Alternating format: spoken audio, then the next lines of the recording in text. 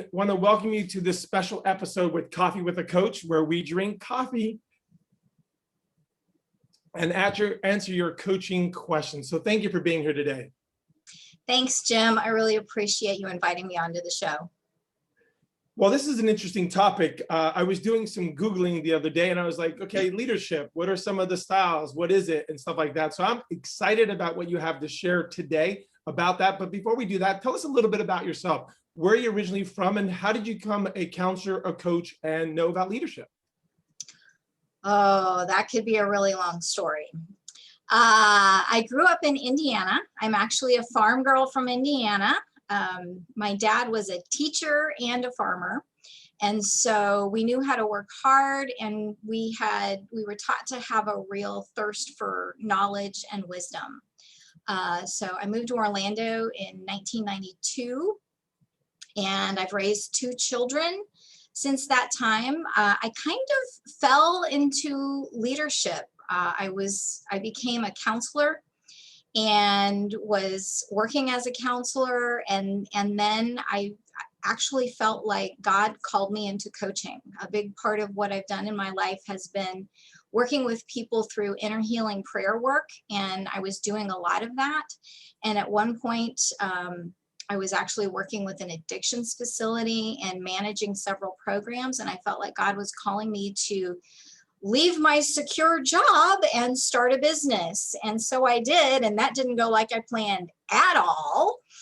And I found that the people that were walking into my door were business people rather than the children and parents that I'd worked with previously. And so I had to change my business model, and I had to learn how to work with business people, and I got into coaching. And so, and then along the way, I met you, and here I am. Yay! Yay!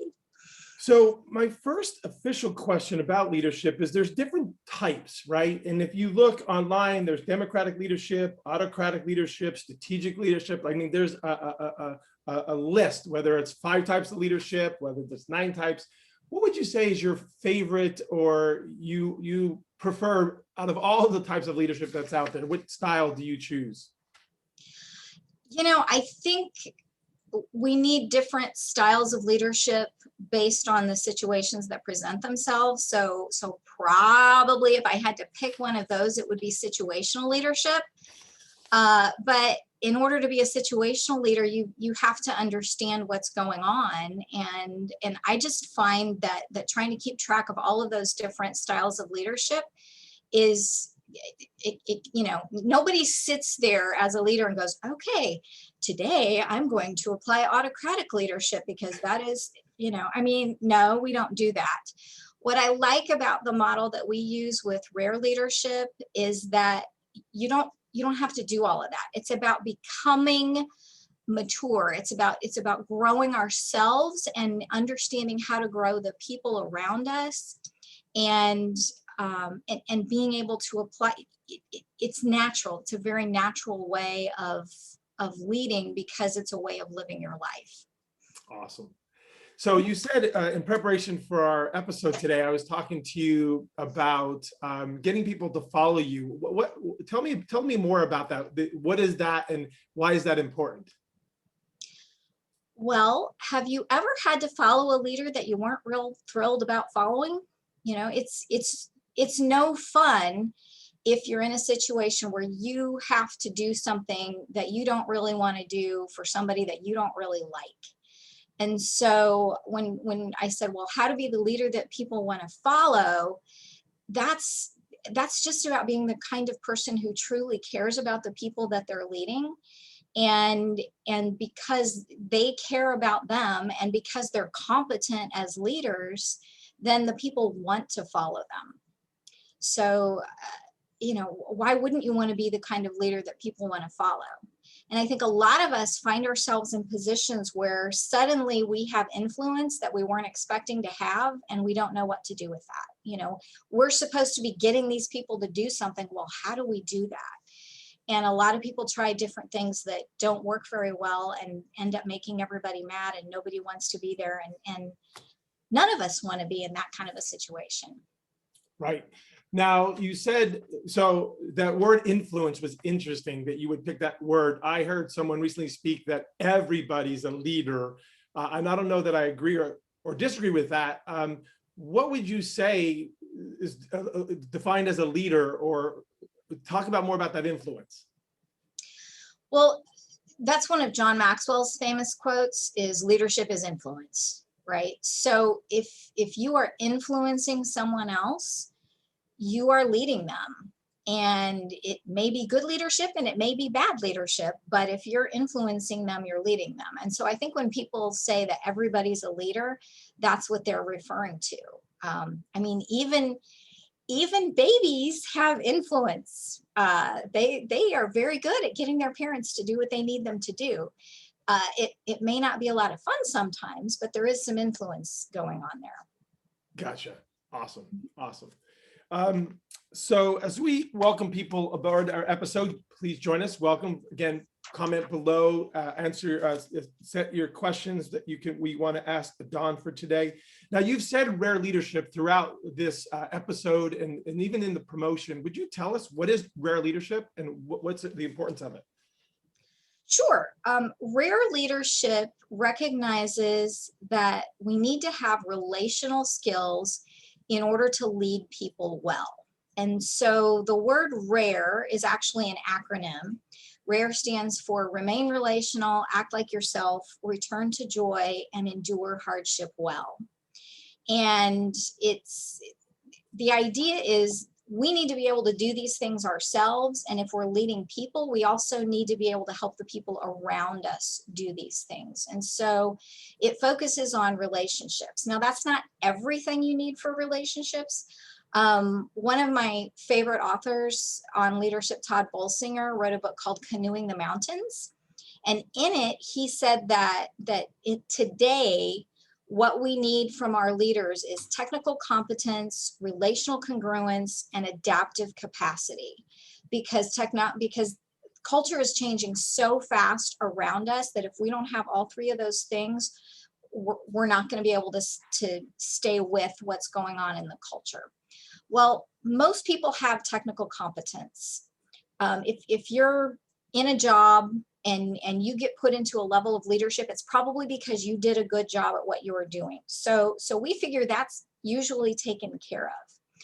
However, just because you're good at what you do doesn't mean you're good at leading people. And so the relational congruence, the relational skills, that's a whole different ballgame. And it's important that we learn those skills in order to be able to lead the people that we're called to lead. And then the adaptive capacity, well, we're all figuring that one out. But here's the great thing. When we learn these skills, and these are neurological skills, these are we call these relational brain skills. When you learn those skills, your whole brain is actively engaged in what's happening. And so you're better able to adapt. You're better able to think creatively, to do the things that you need to do in order to keep yourself operating at emotional maturity and the people around you as well. And when you say adaptive, because I get the technical side of it. You and I were talking the other day, which was interesting. So often people get promoted to leadership. They're really good salespeople, then they become a manager, and story after story about how that's just miserable for all involved, because just because you're good at sales doesn't mean you're good at leadership, right? Or leading others. Maybe you're good at leading yourself. And so what you were sharing with me about the technical side of it, I get that. If you know the technical side of it, totally get that. And on the opposite side of that is the relationship side. If you, as a leader, aren't able to develop relationships, then that's going to, make it hard for you. How is this adaptive fit into this model that you're referencing? The adaptive capacity. Mm-hmm. Well, that's about the fact that things change so fast right now that what got you here isn't going to get you there. And you know that, Jim, that goes along with the 9 stages of ownership that you talk about for businesses. What you need when you're starting up a business is not the same as what you need when you're hiring employees and when you're having to add to that. And then you're getting exhausted. And so understanding this is very similar to that 9 stages. One of the things I loved when I got to know you was oh my gosh, he's doing a lot of the same things we do. He talks about them differently, but what we do for individuals, what we do to help the people who lead, you do for businesses. And so I love the synergy that we're able to have with the things that we do. Awesome. So let's talk about, again, I just got to repeat this because I love this, is that you have the technical abilities. You know, if I'm a leader and say I'm in property management and I'm a great property manager, but I have to lead other people on my team, how do I go about that? If I'm a realtor and I'm building a team, how do I go about that? And I love that you might have the technical skill, but do you have the relationship skill? Because you asked that you ever work for somebody where you necessarily didn't want to follow them. I was in the Air Force for 4.5 years, and I've had supervisors I did not want to follow, but had to because of rank. And there's others I would follow them into war because I had that kind of respect for them. So I really like, and those are the people, interesting, built relationships with me. I had a relationship with them. The other one was pure rank, right? Relationship versus rank. And then the adaptability side of it, I love that as you're adapting, as things are coming at you, how quickly and what resources do you have to adapt to that? Because I know a lot of leaders who get overwhelmed at work, who get overwhelmed with their life, and emotion comes out, right? And now it's what I call emotional leadership. And I don't mean the good type. I'm talking about you will do it this way, etc. What are your thoughts on that? Well, if we're going to lead well, so remember the E in rare leadership is endure hardship well. In order to do that, we have to be emotionally and relationally mature. And there are skills that we can develop. You know, you're not born mature, right? We develop those skills over time. Well, what the authors of this book have done is the research, and they understand human development and are able to explain it in a way that we can understand. Okay, you know, there's 5 stages of emotional maturity. And when I understand those 5 stages and what are the tasks and skills I need to learn at each stage, I can work on those things. And I can work on them in myself. I can work on them in my team, in my organization. We can do what we need to do in order to grow people who are able to handle what comes at them and who know, okay, if I'm overwhelmed, here's who I need to go to help me with this, because none of us can handle absolutely everything that comes at us, but we can have the maturity to say, I need help with this, and I know how to identify where to go to get that help. And so all of that plays into adaptive capacity as well as to the relational skills and the relational maturity. So let's talk a little bit more about the emotional effective leadership. I know over the years, we have our guest for next week's episode is Kay Congdon, who's a strategic HR person marked by excellence. She's taught me a lot about behaviors, values, and things like that when it comes to hiring people, vetting people, and developing people. And you know, I knew back in the day, I'm willing to admit this, that I used to be very moody, and that moodiness could affect my leadership style. How does somebody who's emotional as a leader get control of that or manage that? Do you have any recommendations, suggestions on how does someone go about that? Well, it's a process. And that's one of the reasons why we do what we do in group formats, because you learn emotional skills by being in relationship with people who have those skills and can communicate them to you and can help you develop those skills. And so it's not like you're going to, you know, go take a class and figure this out. So we need to be able to do that. So but the first thing is recognizing it. It's like, okay, where am I lacking? And I have this fun thing I like to teach people about, you know, the 5 stages of leadership, and what is the motto of people at each stage of leadership. So I'd share those with you if you like. Yeah, please. That'd be great. Okay. So the 5 stages are, now these are really difficult. Okay. Infant, child, adult, parent, elder. Those are our 5 stages of leadership. We can think of those as 1, 2, 3, 4, 5, you know, but so stage 1, infant level leaders, their motto is, my job is to let you know I'm upset. Your job is to figure out why and fix it.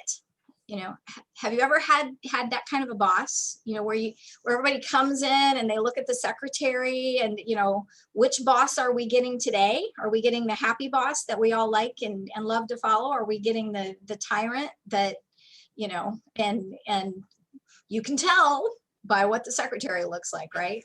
Okay. So that's infant level leadership. We also call that narcissistic, and those definitely no fun to follow. Stage 2, child level leadership. It's a little bit better because at least they know what's upsetting them. You know, my job is to tell you what I want and your job is to do it. So that's pretty much that autocratic leader. But think about it, that's what kids are learning to do. If you are a child, it is very appropriate for you to figure out what you want and ask for what you need, because you can't provide everything that you need. But you don't want people in leadership doing that, right? So then we get to stage 3, which is adult level leadership. And adult level leaders are really good at working together as teams, right? And so as long as we have a good team around us, we can be okay. But as soon as things get overwhelming for the entire team, then we get into trouble. And so that's where we need stage 4 leaders, which is the parent stage of leadership. And if you think about parents, they give sacrificially to their children. They're giving out more than they get back. Well, if you've ever been in management, I know when I was in middle management, I was like, this is just like parenting. You know, it's like, why can't people just turn in their timesheets? No, they have to be reminded, you know, do you want to get paid? That kind of thing. But seriously, you know, as a parent level leader, my job is to help my team grow and grow through difficulties together. Your job is to grow in wisdom and skill as you follow, right? So at the very least, we really want to have parent level leaders. And then when we get to the organizational level, that's when you need people who have the wisdom and the maturity and the skill to be able to make the tough decisions where it doesn't matter what decision you make, somebody's probably going to get hurt. And you have to be the one to make that decision. And that's a very uncomfortable place to be. And it would be easy to hide from that, but it needs to happen. So at stage 5, which is elder level leadership, my job is to build up the whole community and help navigate hardship. Your job is to respect and seek out my wisdom. And unfortunately, in our culture today, we tend to write off the people who have reached that level of leadership. You know, we send them off on cruises and tell them we don't want them around anymore because we think they don't know enough about the technology. But guess what? They've navigated some things that we're going to have to navigate, and we really need their wisdom. So those are the 5 stages and how we identify them.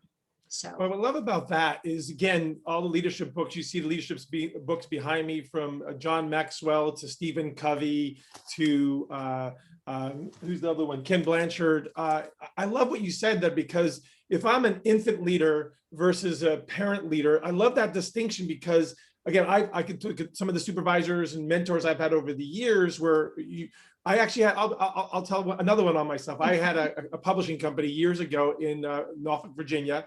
And we hired this older woman who we'll say is retired. Used to be super successful. She wanted some extra hours. So I hired her. Me and my partner hired her. And one day she came in and sat at my desk and says, "Can I talk to you?" And now this woman's about 80 years old, right? And I'm like, "Sure." And she goes, "I have a little challenge." And I'm like, "Go on." And she says, "Well, I don't know when I could talk to you." I'm like, "What do you mean?" "Well, you just come right in and you go straight to your desk, and I feel like I'm bothering you. And I want to be a relationship-based boss, not just someone who I just work for. And I just wanted to bring that to your attention." And I was like in shock, because, you know, if I'm having a bad day, I don't want to talk to anybody. I just want to go straight to my office and just hide, right? But I didn't realize how I was showing up in the world. And fast forward years later, I'm working for somebody that you got to go, like you said, walk in and going, "What kind of mood are they in today? Am I gonna poke the bear?" And all of a sudden this other leader comes out that I'm afraid of. And I love those levels, because I can ask myself, what kind of level leader am I being today, tomorrow, when I'm under pressure, when I have no pressure? So I really love those distinctions. So thank you for sharing that. you're very welcome. And keep in mind, we can operate, like we may be operating at parent level or elder level leadership most of the time, but there may be certain situations where it's like we fall into a hole and we're back at infant or child level. But we can identify those and work on those. So that's part of how this works, is being able to identify, okay, you know, where am I at most of the time, and what's required of me in different situations, you know, and am I expected to be this way at home and another way at work, and what stages am I expected to be in, and then how do I develop the skills to actually operate the way that people are expecting me to operate? Or am I in over my head and I need to recognize that and do something else, you know, do something different. So Awesome. Well, I'd like to do now, before we run out of time, I want to start answering some of our audience's questions. One of the first questions comes from Michelle from Virginia, and she asks, is servant leadership or a subset of another type of leadership?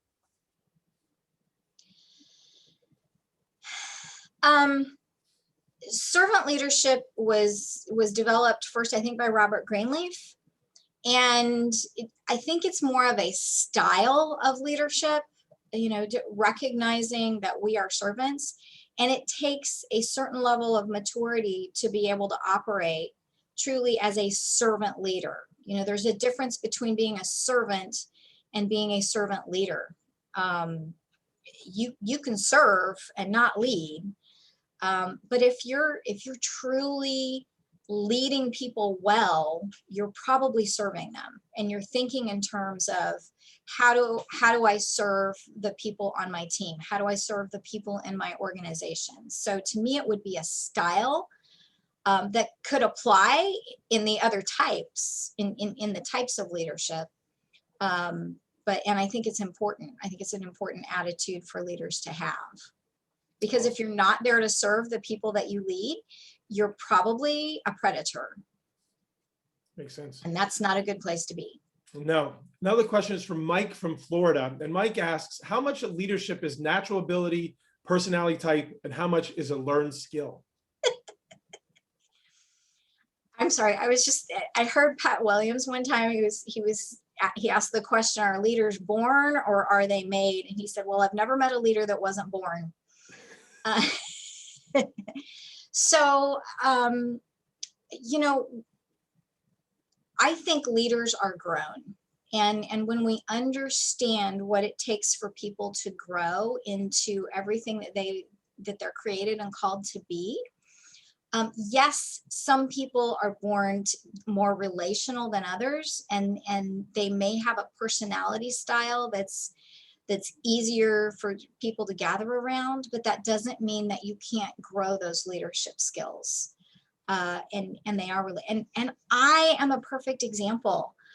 When I was up until I started learning the paradigm that's underneath the rare leadership, which is called the life model, people did not want to be around me. I didn't know how to make eye contact with people.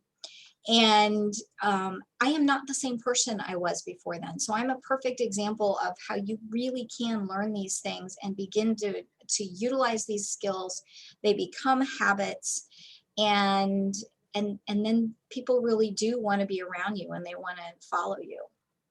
Yeah, I almost would get to a point where I might write down the 3 columns, like natural ability, personality type, and learned skill, and really ask myself, where am I in that? Am I natural, or is it learned, or is it my personality type? And then learning more about each one of those areas, I can better myself as a leader. So I think that's great. Next question comes from Michael Scott from Orlando, Florida. And he asks, how close of a relationship do you suggest for good leadership? He was taught not to cross into a friend territory, because then you leave the employer you then leave the employee territory. Mm-hmm. So you can care about people without having them. You can care about people without them being your friends, right? And I like to think I call it circles of intimacy. And so if we think about having like invisible fences at various levels around us, well, the one farthest out is with people that all we do is have a transactional relationship with. So when we go to the grocery store, it's those people. And then we might have clients that we get to know a little bit better. And, and our employees are probably farther in than that, but they're not friends, right? And so it really depends on your business and what you're doing. But I think it is important for us to have boundaries and to know what those various circles of intimacy are and where people fit in those with us. And the other thing is we need to understand that if you're in a position of leadership, a lot of times people think they know you better than you know them. And my background is counseling. I'm actually a licensed therapist. And one of the things we learned early on is you are not your client's friend, but they will think that you are, because they're telling you lots of intimate stuff about them. But what they don't realize is you're not telling them intimate stuff about you. At least you better not be if you're their therapist. So, so we do need to understand those things, but just because we can't be friends doesn't mean we can't be friendly. Awesome. This next question comes from David. David asks, what are some strategies a leader can employ to encourage staff to engage and strive for excellency who are competent but not fully engaged, i.e. they complete their responsibilities as required in a competent manner, but they don't seek initiative or other opportunities to expand their role, increase their potential income? I think my question would be, do they want to? And is it worth putting forth the effort to try to draw that out of them? I know that when I was in management for a large organization, in one of my programs, it was a small program. I had 2 employees in that program, and one of them gave all kinds of discretionary energy and time at work, and she would show up early and she would go the extra mile. The other one showed up and did her job. And that frustrated me for a while. And then I thought, why? Okay, she's never gonna get promoted. She's probably going to be the first one to go if we have to lose people, but she shows up and does her job. So let's let her show up and do her job. And it may just be that that's all you're going to get from that employee, but they're not going to go anywhere. And if they want to go somewhere, they're going to have to find the motivation to do that. And that may come through pain, the pain of being passed over for promotion and other things. So. Gotcha. Yeah, I find that sometimes revisiting the vision and mission, at least the beginning of the year or beginning of a quarter, tying the company's goals and aspirations with their personal goals and aspirations so that if they do more, they gain more to achieve that life. Sometimes people don't get that their business life can affect their personal life financially and things like that. Mm-hmm. And frankly, we're in a gig economy. So a lot of people aren't going to be able to just show up and do their job, and continue to keep their job. They're going to have that adaptive capacity and put a little bit more effort in. I don't know how people function that way. How can you function without passion for life and for what you do? I don't know how to live like that. Our last question for our episode, because I wanted to be responsible for those listening today and keep it within that learning level, is what wisdom would you give to leaders to get immediate real-time feedback from their people on moods? How should they approach the boss to bring him or her to center again?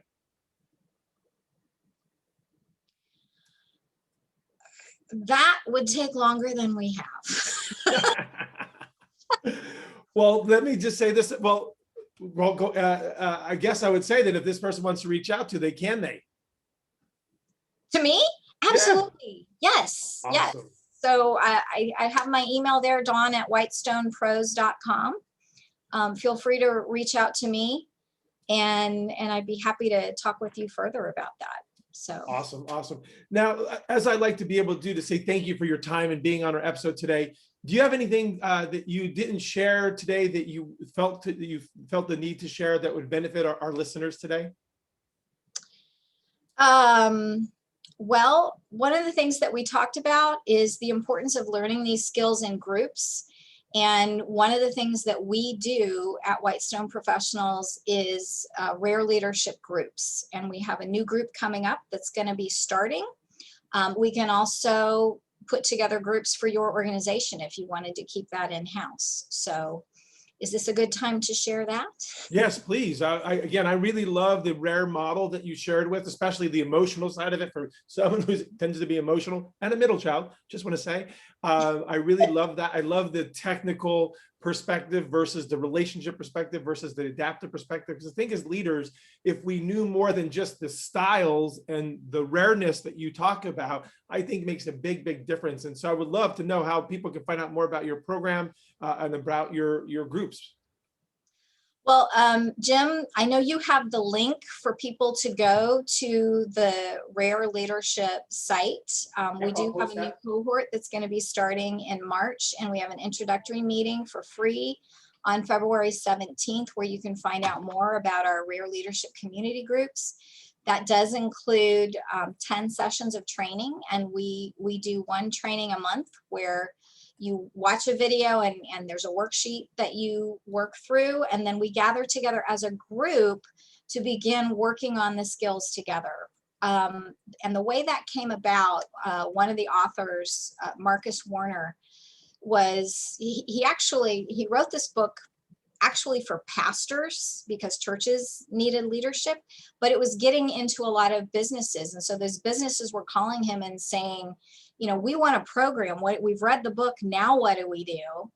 And so he would go in and he did events, but he would call me and say, Dawn, they want a program. Can you put together a program for this? So that's how this all started. We started off in corporations, put together programs for them to help their teams grow their leadership skills, and then make it part of the culture of their organization. And then we had individuals coming to us. So we started the online communities last year, right around the time COVID hit. We were already doing it, but COVID kind of bumped the online groups into coming into being faster. So the next one's coming up soon, and we'd love to have people on February 17th. Awesome. Now, if you wouldn't mind sharing your email address again, and I'll post in the comments after our episode. Sure, it is Dawn, DAWN, at whitestonepros.com. Awesome. Well, Dawn, I want to thank you again for being here on our new episode. It normally is, our Jim Roman show. We build a better business, build a better life. But today is Coffee with the Coach. In fact, for those of you still joining us or watching this video, this whole month is Coffee with the Coach, where we drink coffee and answer your coaching questions. So this week we talked about rare leadership and getting people to want to follow you, giving them a reason to follow you. Next week we're going to have Kay Cognitive, which strategic HR person with Marked by Excellence. She'll be talking about how to hire people, but more importantly, from a values perspective, a behavioral perspective, so you can ultimately develop those people. In the third week of this month, we're going to have Jennifer Perra with JLP Leadership, where she's going to be talking about people and processes and how it can help them to perform. And then I'll wrap up the series at the end from an organizational structure perspective, going for green. And so we're going to talk about more about how you structure your business will determine how successful your business will be. So Dawn, again, thank you so much for being on this episode with us today. Thanks for having me, Jim. It has been an honor and a pleasure. I can't tell you, getting ready for this and just knowing about the things you talked about today, how rare it is. And I love that word rare and the elements that go with it is huge, because again, as we be better leaders, we have better communities. So again, thank you. Thank you so much, Jim. You're welcome. And for those, again, thank you for being here on the Jim Roman Show, our Coffee with the Coach session. Please join us next week and the weeks to follow so we can help you build a better business to build a better life. I'm Jim Roman. The more you know, the more we grow. Have a great day, everyone. Thanks, Dawn. Bye.